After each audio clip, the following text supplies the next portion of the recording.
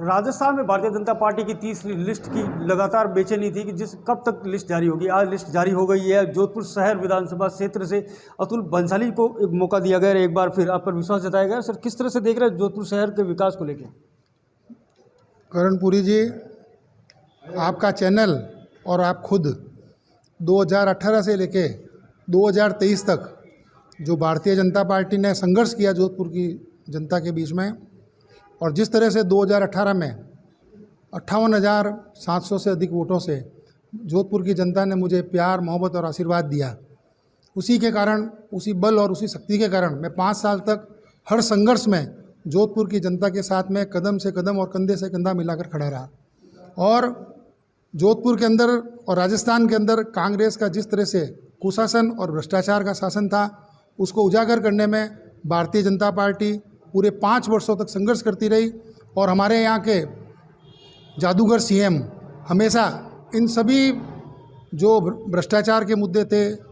जो paper leak के मुद्दे थे, जो भ्रष्टाचार के मुद्दे थे, जो महिलाओं के साथ उत्पीड़न के मुद्दे थे, और जिस प्रकार जोधपुर के अंदर वसूली का अभियान चल रहा था पिछले 5 सालों में, जो जोधपुर की जनता ने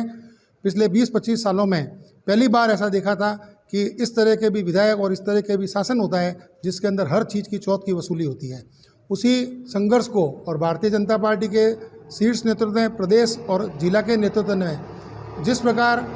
हम सबको सपोर्ट करके जनता के अंदर संघर्ष के लिए हमेशा प्रेरित रखा, उसी का परिणाम है, उसी कार्यकर्ताओं का, जोधपुर के जनवासियों का और आप सब लोगों का कि समय समय पर इन सब मुद्दों के साथ में जनता के साथ में खड़े रहे। और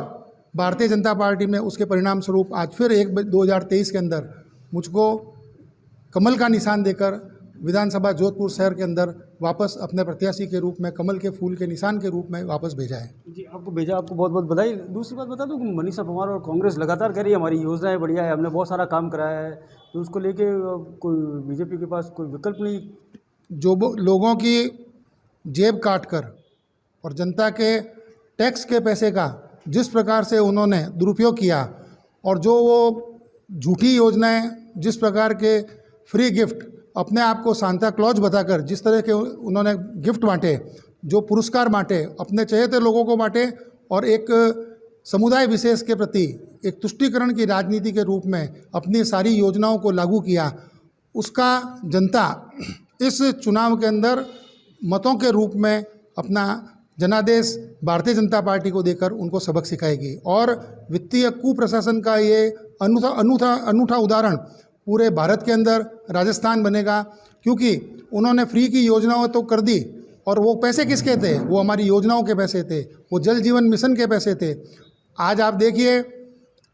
पिछले 4 जुलाई के बाद में जिस तरह से उन्होंने फ्री की योजनाएं दी, उसके कारण जो पैसे की बर्बादी हुई, आज सरकारी कर्मचारियों को तनख्वाह नहीं मिल रही है, ठेके के कर्मचारियों को तनख्वाह नहीं मिल रही है, RGHS और चिकित्सा जो उनकी वो जिसकी योजना को वो ढिंडोरा पीटते हैं, 70% दुकानदारों ने और हॉस्पिटल ने इस बार नवीनीकरण के लिए मना कर दिया। क्यों? कि 8 से 10 महीनों तक उनके पेमेंट बाकी है, और जनता के पैसे और उधार के पैसे में उन्होंने अपनी योजना और अपना लाभ बताकर जिस प्रकार से वाई लूटनी चाहिए, वो अब आचार संहिता लगने के बाद में परत दर परत वो सब चीज़ें खुल रही है। जिस तरह से आप कह रहे हो परत दर परत खुल रही है, तो मैं अभी जानना चाह रहा हूँ कि आपकी जो ये सीट है, तो साथ में राजस्थान में कितनी सीटों से आप आएंगे सरकार? भारतीय जनता पार्टी 200 विधानसभा पर पूरी निष्ठा के साथ अपने कार्यकर्ताओं को उतार कर, कार्यकर्ताओं में से किसी एक को विधायक के लिए चुनाव में उतार कर 200 विधानसभा सीटों पर जीतने का लक्ष्य बनाकर चल रही है। और हमारे नरेंद्र मोदी जी ने 3 महीने पहले ही अपनी सभा में कह दिया था, 200 विधानसभा में कमल का फूल प्रत्याशी है और कमल का फूल ही सीएम है, और हम इस सब कमल के फूल की मर्यादा और निष्ठा रखते हुए हम इसको शीर्ष पर कैसे पहुंचाएं और भारतीय जनता पार्टी की एक बार सरकार राजस्थान में कैसे बनाएं, इसीलिए हमने काम करना है। ये चुनाव का टिकट तो आज डिक्लेयर हुआ है, पर हम 3 महीने से उस चुनाव के मोड में उतर चुके हैं, और जनता के बीच में कार्यक्रमों के थ्रू, आंदोलन के थ्रू हम जाकर और जनता के बीच में कांग्रेस के इन सब कुकर्मों का हम लोगों के सामने उजागर कर रहे हैं। जी, ऐसे 1-2 कारण बताइए जिसको लेकर सरकार में आप आ रहे हैं और मुख्यमंत्री अशोक गहलोत राजस्थान की गहलोत सरकार है वो जा रही है। आप इस सरकार का सबसे बड़ा मुद्दा भ्रष्टाचार में सबसे प्रमुख 19 पेपर लीक, उनकी कोई जांच नहीं। दूसरा, जल जीवन मिशन के अंदर 30,000 करोड़ हमारे माननीय लोकप्रिय सांसद गजेंद्र सिंह जी ने यहाँ राजस्थान को आवंटित किए, पर राजस्थान की सरकार ने वो सभी योजनाएं भ्रष्टाचार की भेंट चढ़ा दी और अभी तक कुछ 7-8 हज़ार करोड़ रुपए का कार्य हुआ। और जोधपुर के अंदर डेवलपमेंट की जो योजनाएं थी, उस सरकार जो राष्ट्रीय स्तर की योजनाएं थी, उनके ऊपर भी उन्होंने किसी न किसी तरह से बहानेबाजी करके और कोई न कोई कारण बता के उनको डिले किया और वो मूर्त रूप नहीं ले सकी। जबकि आदरणीय नरेंद्र मोदी जी की जो प्रदेश राष्ट्रीय सरकार है, उस देश की सरकार ने राजस्थान के अंदर जो जो कमिटमेंट किए थे, आज भले ही वो ट्रेन का मामला हो, एयरपोर्ट हो, स्टेशन हो, उनका नवीनीकरण हो, और जिस तरह के नेशनल हाईवे और जोधपुर के अंदर रिंग रोड और एम्स का, आईआईटी का, और जहाँ जहाँ केंद्र सरकार की योजनाओं का लाभ मिल सकता था, इतना लाभ पूरे 9 साल में जो मिला है, ऐसा लाभ आज तक